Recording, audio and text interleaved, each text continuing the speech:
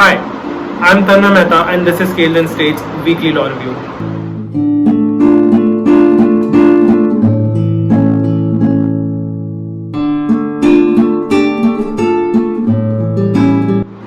In this episode, we will first have a look at the police file and orders and judgments passed by the Supreme Court. Then we'll move to the High Courts, and lastly we will have a look at other major developments in the legal arena. A petition was filed before the Supreme Court to seek for directions to quash notifications issued by the states of Uttar Pradesh, Gujarat and Madhya Pradesh, which have relaxed provisions of labour laws to the detriment of the poor workmen on the premise of facilitating economic activities in various parts of the country.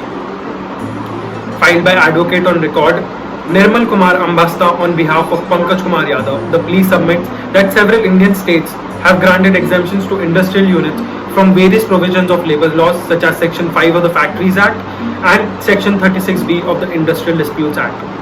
Other exemptions, the plea states, include increase in daily and weekly working hours, deprivation of right of workmen to approach courts of law, routine inspection of industrial units by factories inspectors, provisions regarding basic human facilities to workmen at workplace, etc.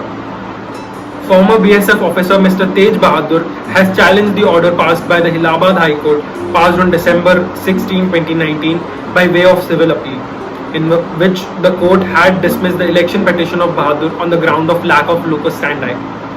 The plea avers that Allahabad High Court has committed a grave error in holding that the appellant has no locus as being an unregistered voter of the Varanasi Lok Sabha constituency and being a non-resident of Varanasi. The matter was adjourned on Friday for 2 weeks.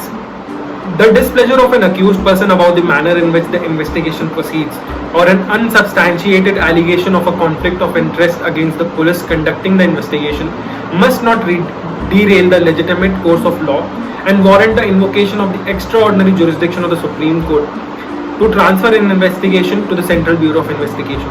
Supreme Court has observed while declining Arnab Goswami's plea to transfer the investigation to Central Bureau of Investigation. On the question of quashing FIRs filed in several states against Arnab, the SC observed that to allow a journalist to be subjected to multiple complaints and to the pursuit of remedies traversing multiple states and jurisdictions when faced with successive FIRs and complaints bearing the same foundation has a stifling effect on the exercise of his freedom. However, the court refused to entertain the prayers for quashing of the FIRs. The Supreme Court refused to grant relief to LG Polymers against the order passed by the National Green Tribunal, which directed the South Korean company to pay rupees 50 crores and constituted a fact-finding committee. The Apex Court asked the company to raise questions regarding the jurisdiction of the NGT before the tribunal itself. The Supreme Court refused to initiate civil contempt proceedings against the Food Corporation of India, observing that the alleged disobedience of its order was neither willful or deliberate. The contempt petitions were filed by several groups of workmen who sought regularization and departmentalization of the Food Corporation of India. The Supreme Court on Friday allowed Enforcement Directorate to attach properties of JP Morgan and its directors to the extent of the amounts allegedly diverted by the now defunct Amrapali Group from Mumbai as in violation of the Foreign Exchange Management Act and FDI norms. Based on the submissions made by the ED that it has prima facie identified rupees 187 crores in the accounts of JP Morgan as proceeds of crime under Prevention of Money Laundering Act, the SC lifted the embargo created as per order passed on December 2, 2019, not to attach the property of JP Morgan and its directors. Let's have a look at the various developments in high courts.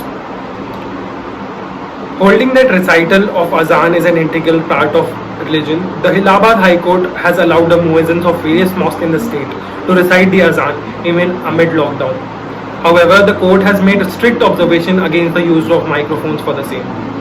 Azan can be recited by muezzins from minarets of the mosque by human voice without using any amplifying device, and such recitation cannot be hindered with under the pretext of violation of the guidelines issued by the state to contain the pandemic COVID-19. The bench of Justices Shashikant Gupta and Ajit Kumar has held.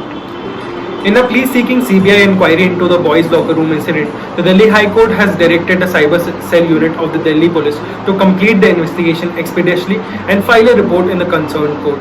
The Delhi High Court has held that providing injunction for alleged interference in contractual relations of two parties in absence of any law would violate the fundamental right of carrying out trade under Article 19, Clause 5 of the Constitution. The order has been passed by a single judge bench of Justice Rajiv Sahai and Law in a case where Inox Limited has asked the court to injunct PVR Cinemas from dealing with third parties with whom Inox was in the process of developing contractual relations. The Calcutta High Court on Wednesday expressed that the failure in recording judicial statements under Section 164 CRPC on account of the national lockdown and the consequent delay in filing charge sheets in POCSO related cases, resulting in the accused person being granted bail, is a matter of great concern. The court directed the district judges to ensure that recording of the statements under Section 164 of the Code of Criminal Procedure in POCSO related cases should be done without any delay. The Allahabad High Court on Tuesday disposed of a PIL challenging the UP government's order for relaxation of certain labour regulations concerning working hours, rest periods and overtime laws in the state as infructuous. The petition was disposed of after the government informed the court that the impugned notification dated May 8, 2020 has been withdrawn. The Patna High Court has urged the state government to consider its policy of not engaging with members of civil society in COVID-19 crisis. The court was hearing a PIL challenging the refusal of district magistrate to allow civil society organizations and NGOs to help supplement relief mechanisms for the needy people. The Telangana High Court has observed that a medical emergency is not an excuse to trample on the fundamental rights of a citizen under Article 21 of the Constitution. Holding thus, the court quashed the government order which compels citizens to get testing and treatment for COVID-19 from designated government hospitals and prevented them from approaching private hospitals and laboratories for such purposes even though they have requisite approval from Indian Council for Medical Research. Looking at other developments, the National Human Rights Commission has taken suo motu cognizance of media reports about a mother pulling a suitcase with a small child sleeping half hung on it on Agra Highway. Reportedly, the migrant worker was walking on all the way from somewhere in Punjab to Jhansi in Uttar Pradesh till she caught the attention of media persons. The ongoing rift between the Bar Council of India and Supreme Court's Bar Association has taken a serious turn. BCI has issued show cause notices to the president of SCBA Dushyant Dave and other office bearers asking them as to why action must not be taken against them. The reply to these notices is sought to be received at the BCI office within 15 days of the notices receiving the same.